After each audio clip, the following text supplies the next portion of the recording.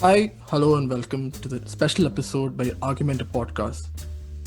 The environmental concerns, especially in hindsight of the recent EIA and the protest which has also sprung up. As you all know, in the latest news as well, the several protests which are happening around the country, especially in Goa, has also raised an alarm among not just the activists but also among the students as well, as we are the future of this country. And with the matter of the climate change being an alarming concern, we hope that we will be addressing this key issue and also to kind of spreading awareness with regard to the same. So do join us in this episode and to stay tuned. For those who are new to the Argumentor podcast, we are a team to discuss, deliberate, and debate on several pertaining social, legal, and political issues. And we're also available on platforms such as Spotify, Anchor, YouTube, and do support us and subscribe to. We are joined in with a student run organization called Yugma. And and as an organization, it's very fascinating to note that even in today's times, students are the ones for the voice of the current democracy. Joining with us is Smriti, who is the co-founder of Yugma, and also Vishak, who is the language head of Yugma. Do introduce yourselves, Smriti and Vishak. Where are you from, your college, and what do you guys do as well? Hi, I'm Smriti. I'm a second year student in Azim Premji University. I'm doing my major in economics and minoring in development. I'm from Bangalore, and yeah, like Joel said, I'm the co-founder of Yugma. Vishak? Hello everyone, my name is Vishak. I'm a second year student from St. Joseph's College, Bangalore. I'm the language coordinator for the Yugmā Network. Please go Guys, ahead. first things first, before we move on, running a student run organization is never easy. So, how do you guys manage it?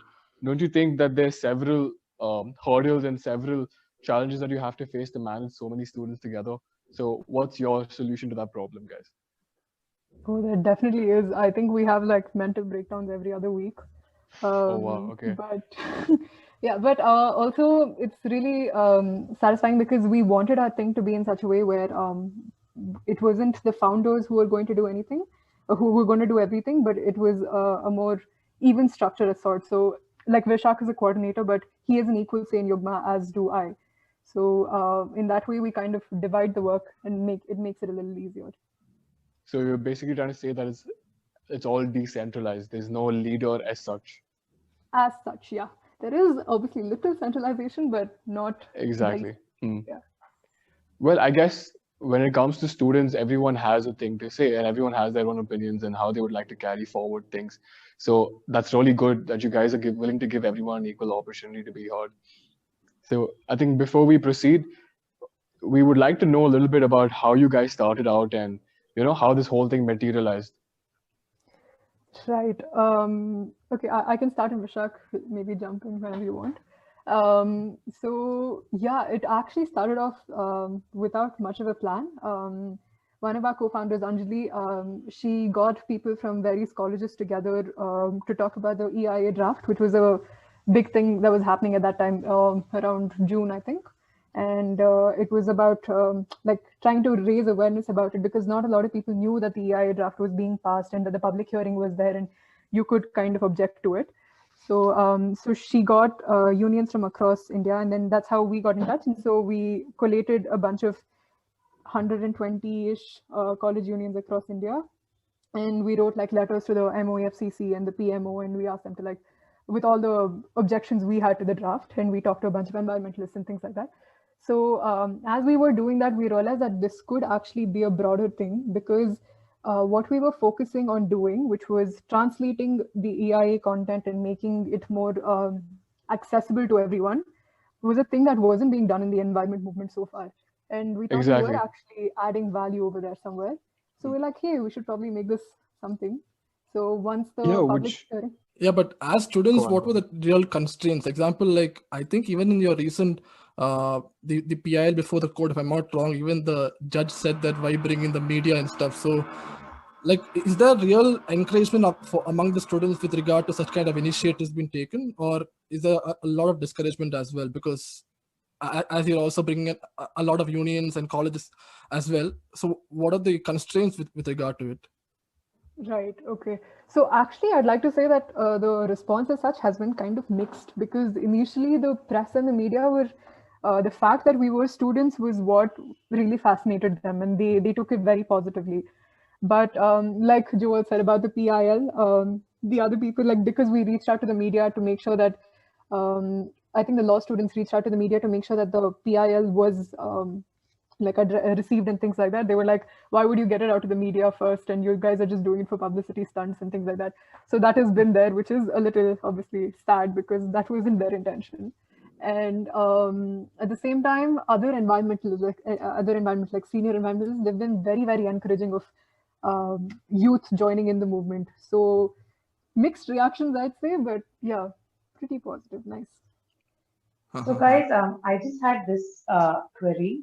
Like, since we are running as a student-run organization, we'll definitely have a review board, or a group of seniors, or such people that who could help us in the same.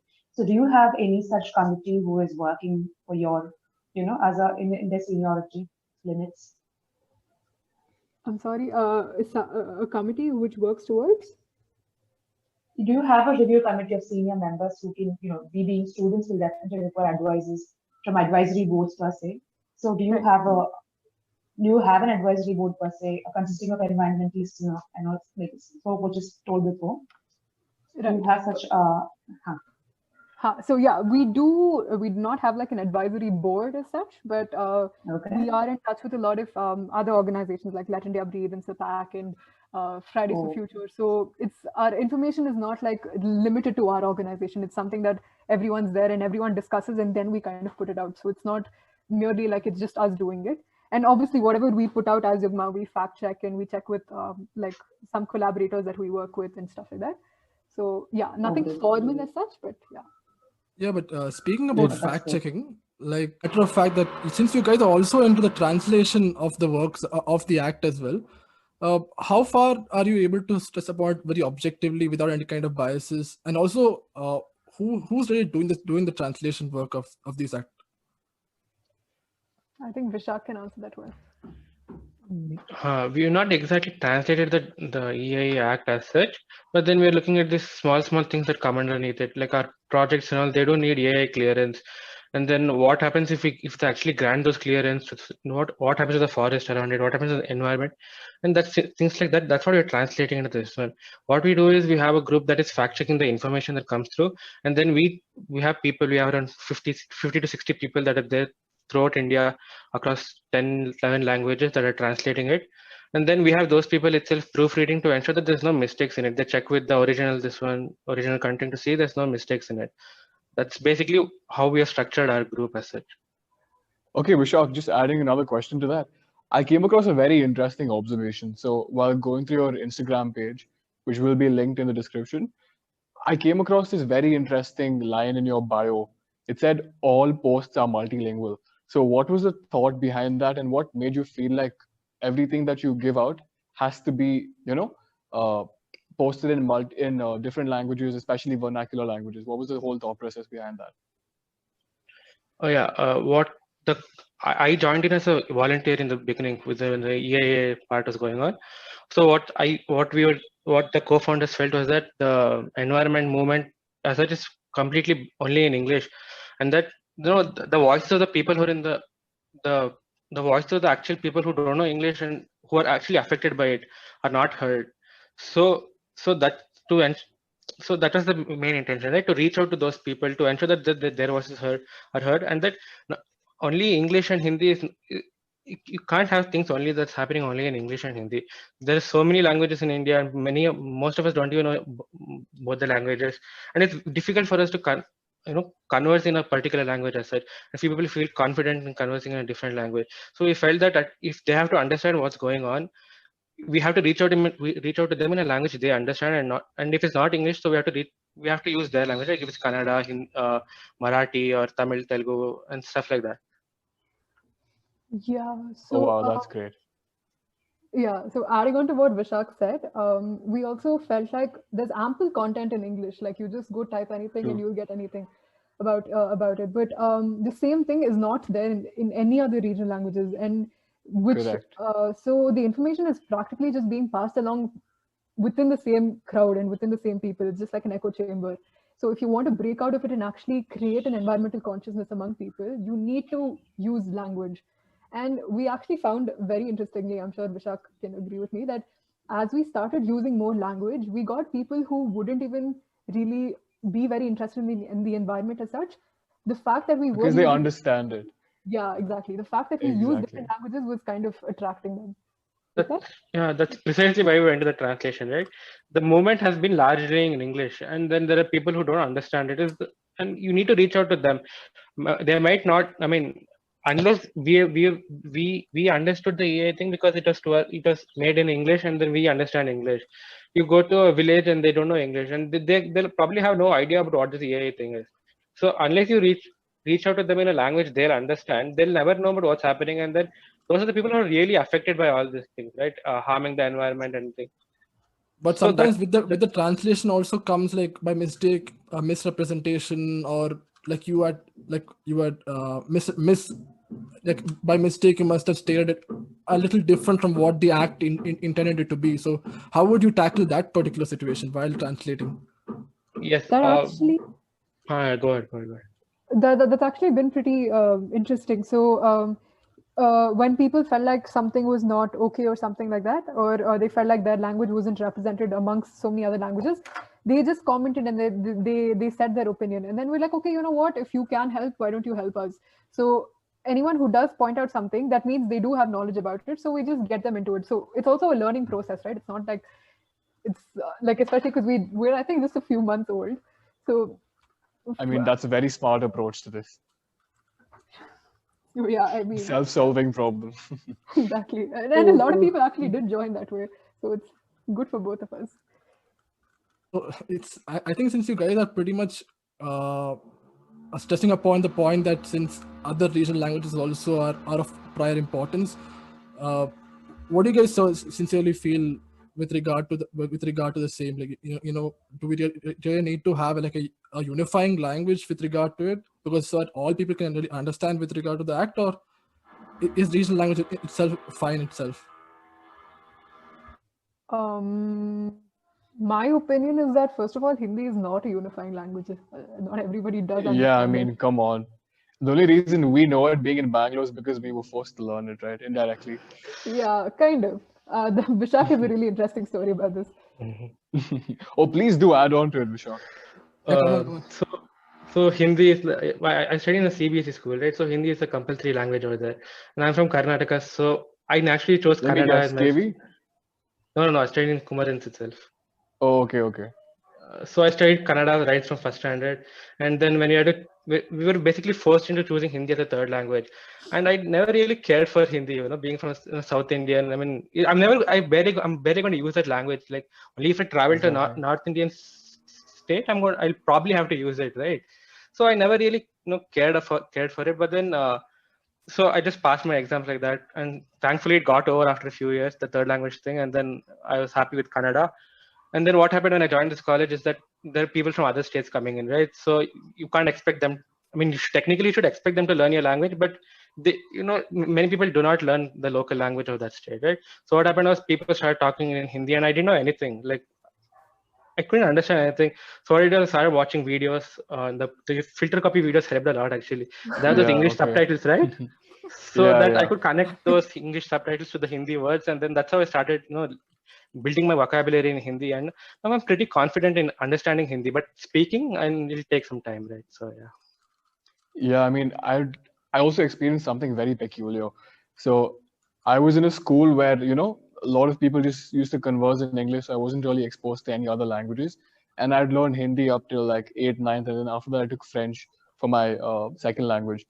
And only after I got into Christ was I exposed to all the vernacular and regional languages. I know it's a fault on my part for not knowing Kannada, being a Bangalorean, but that's when I was actually exposed to all these new languages and I started learning.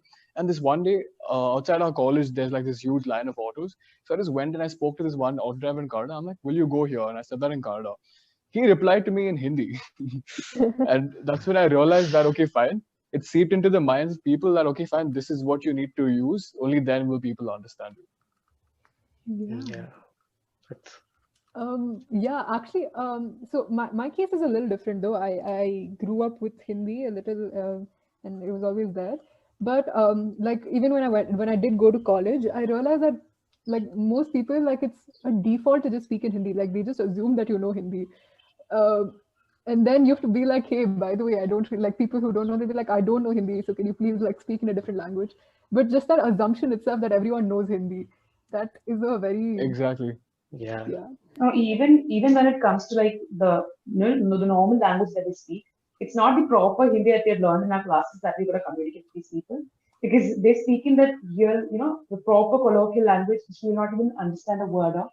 Which I think I have found it really hard at times to converse in that. But see, when I speak to them like in the proper word by word Hindi, they won't, they find me inferior in speaking that kind. So I think when it comes to academics and the way we speak, this is the issue like a lot of people face, I guess. And there's even like when I went through the vision document of yours, uh, the approach that we have chosen for fighting, towards environmental justice is a bit different. So like if you look around, there'll be a lot of environmentalists who are working towards with similar goals. And I just wanted to know like how Yugma Environmental Justice Clinic is different from other working environmental organizations. Again, there isn't, at least we aim to not have too much of a hierarchy within the clinic. So it's not like one person is delegating the work to others, which I think is not the case in other clinics. I'm not too sure about that. And of course, the language part of it, where we take up more local issues, and whatever insights we get from it, we analyze it and like make it into like bite-sized content, which we translate into the appropriate language. My specific question would also be that why did this idea come into your mind? Aren't, like as mentioned, there must be several other environmental organizations as well.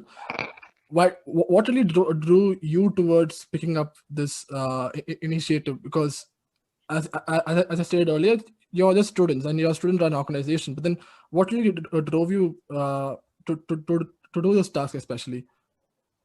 Right. Okay. So the first thing that we had with the EIA itself, right? Like we also just started off with English, and even our letters and everything was in English only. But then we saw that one of the main contentions that were against the draft was that it wasn't translated into any language apart from English and Hindi. And I think later they translated into Odia or something like that. But that also like it was just like a half-hearted attempt. But yeah, so first of all, the way the draft was pushed onto the public amidst lockdown, where you couldn't really protest about it, and the fact that public hearing as such wasn't really there, and mails were blocked, and the whole thing of FFF and everyone being blocked under UAPA. So with all of that, like it was really, really important to get people to know what was happening. And we shared a lot of English content, obviously, and we got everything. But we realized that when we were talking to people on the ground, my akka who comes home, if I asked her about EIA, she would not know what it is. And then we contacted regional newspapers and we told them about it, and they were like, this is something that we haven't even covered in our newspapers. So that's when we started translating and getting things into shape. And then we're like, you know what, if we're actually doing this, let's just go full out. So we called out for volunteers, and like overnight we just got like, I think like hundreds of them, 100-ish. We're like, okay, we'll just do this then. So yeah. So what if the counter to that is that why are you so against businesses? Or like, I think what the government is trying to do is more of liberalization as well, so in order to bring in more into the economy. So don't you think it's actually counterproductive to the economy as well, with regard to the licenses as well, licenses and things like that? Right. Yeah, I mean, that is a debate that we have been receiving from that time. But honestly, this is a thing which kind of bothers me, because okay, there is ease of doing business with this draft, agreed, and that will probably create more jobs at the moment, and you will maybe have a boost in the economy or whatever. But I'm talking about generally the model itself. That was our point. The whole model that we're running on is not sustainable, not just environmentally, but it's not going to hold up in the long run. Whatever materials we're getting, whatever resources we're getting is from the environment. And if we're going to keep polluting the environment, what exactly are we getting out of this? And even within that, like economists love using this, like they keep saying development and this is for development. What But exactly it's are we sustainable developing? development, right? Yeah, no, but not even sustainable development. Like, yeah. how is it development if people are getting killed because of gas explosions near their house? No. Near What a I'm trying to say water is that is the end goal, right? Yeah, Sustainable yeah. development. But Um, with a policy like this, you're just allowing more players to enter the market, and then they'll just exploit. sorry. Yeah. Exploit. Just reiterating what I said earlier.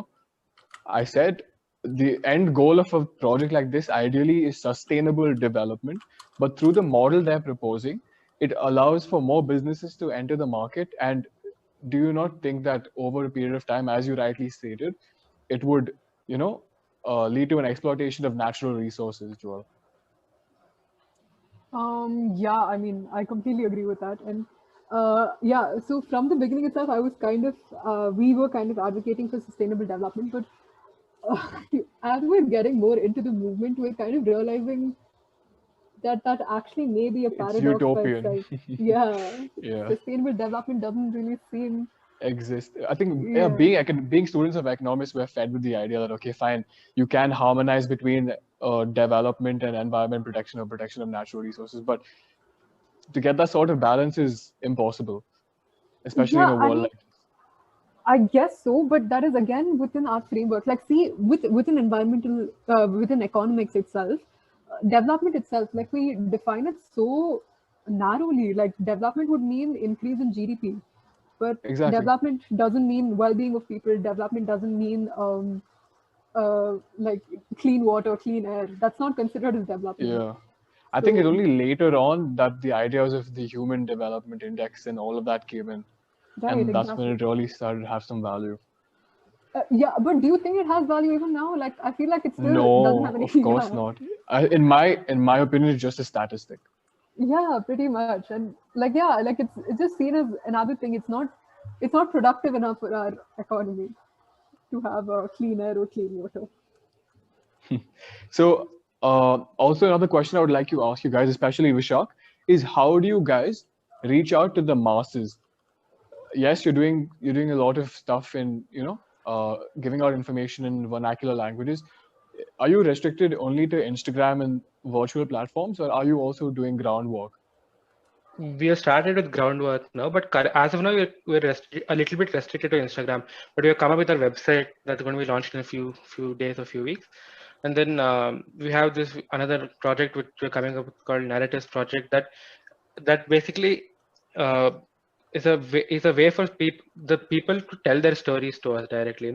Not especially in the regional languages, and not English or Hindi, but even Hindi also, but not mainly English. Use the Malayalam, Kannada, Telugu, Tamil, and tell their stories about what's happening around them.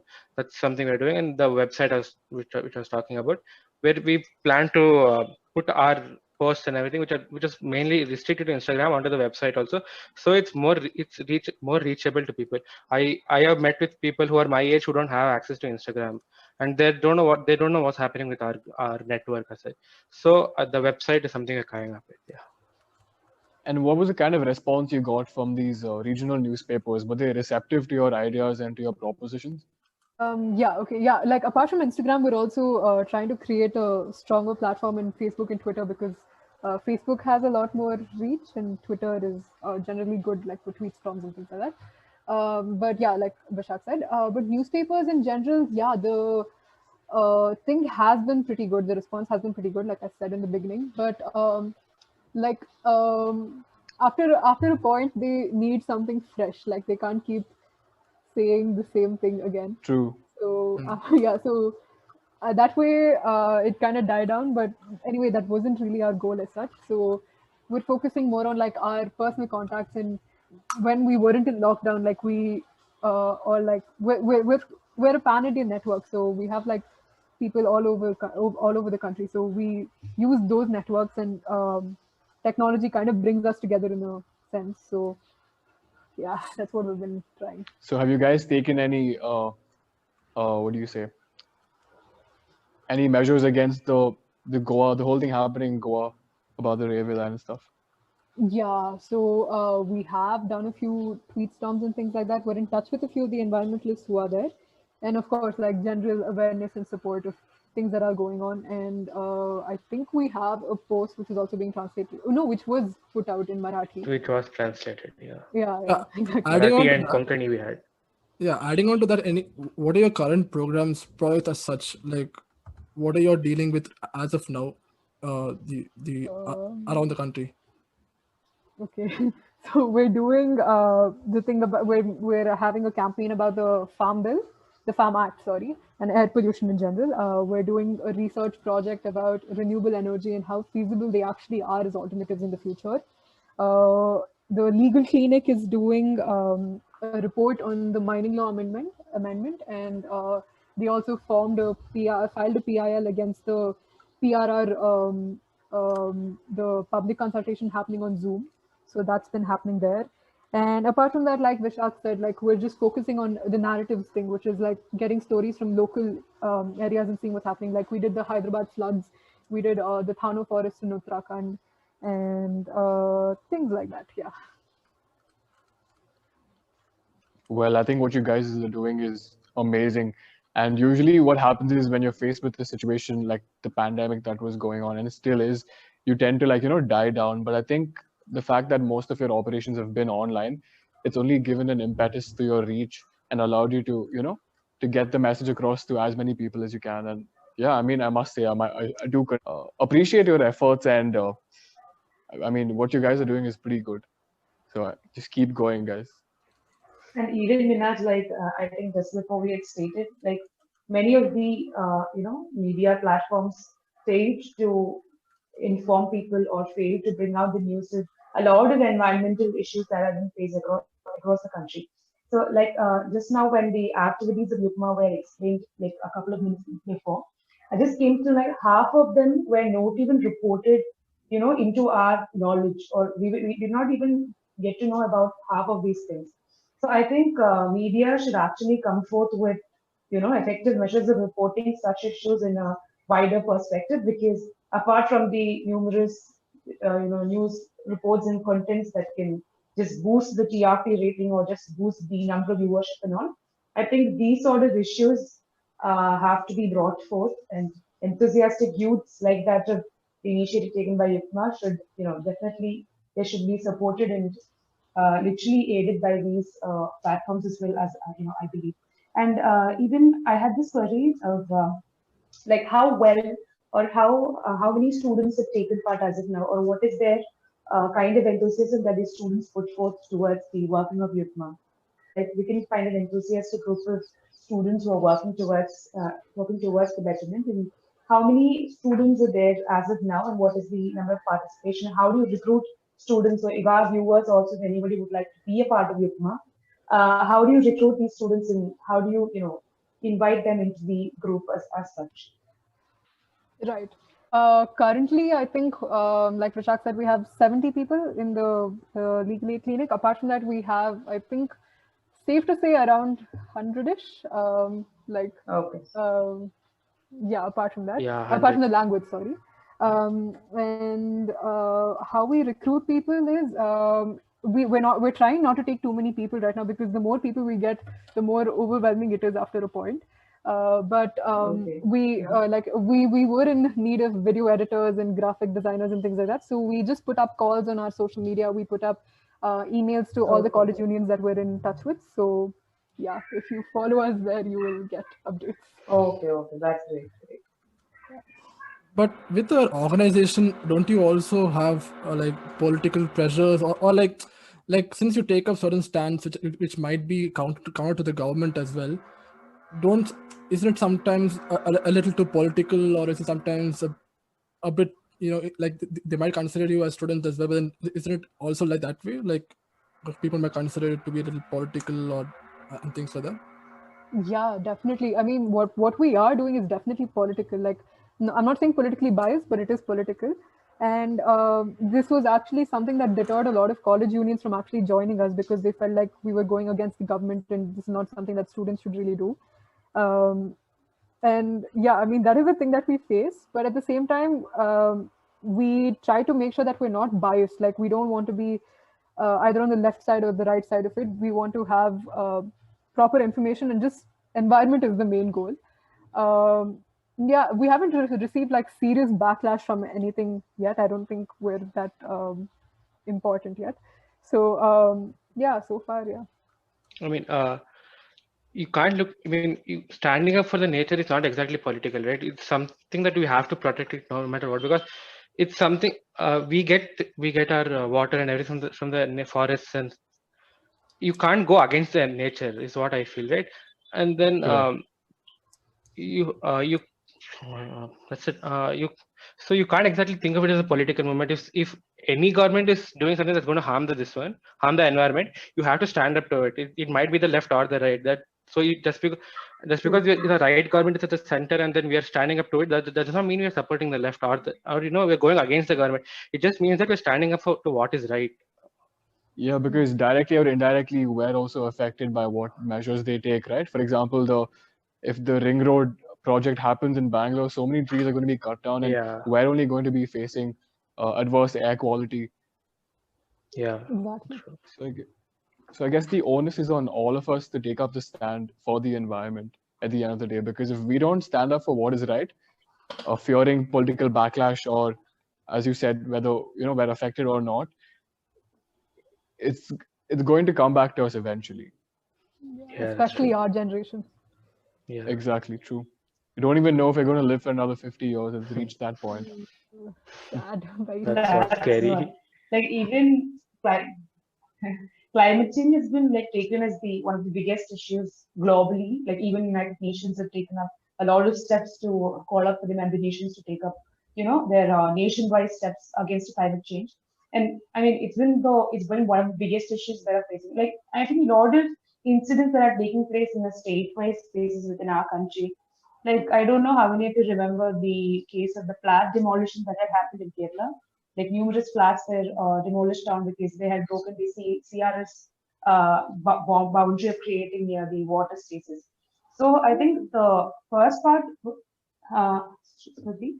No, sorry, I just said oh. Okay. So like I just wanted to tell that, like, at the first spot, like in the first beginning, whenever I come to know about these kind of depletion of natural resources, I get to remember the water bodies, the water resources on first hand.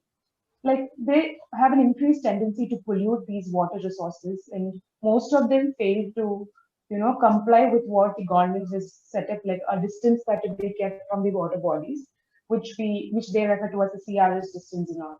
So I mean, these kind of constructions, which are often, or many authorities get bribed by the individuals who want to come up with all these things, and to an extent, legal boundaries are often covered with the kind of power and authority that they have.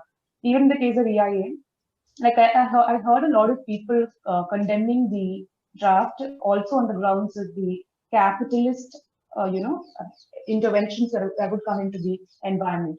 So, do you think that EIA as a whole, apart from the numerous drawbacks that we had mentioned, also has an element of capitalist interventions into the environmental proceedings? Oh, definitely. I think that is the only thing which is guiding it. The whole point of making ease of business and getting licenses easier and stuff, that is completely purely capitalistic interests. Yeah, but they are not even questionable, I guess, right? Like many a times nobody dares to question them because they have the power. They won't even listen to what authorities don't even try to question them. I think that is the biggest issue like we face as a whole. Exactly. Yeah. But also there's a thing to be considered, like with things like setting up businesses and things like that, there are gains that people are going to get from it. So why would people actually stand up for it? Because right exactly. now it's up against capitalism or the environment. And if capitalism is benefiting you, then obviously you're just going to go, it's a bigger struggle. I do, yeah. That's a whole other debate. Let's not get into that.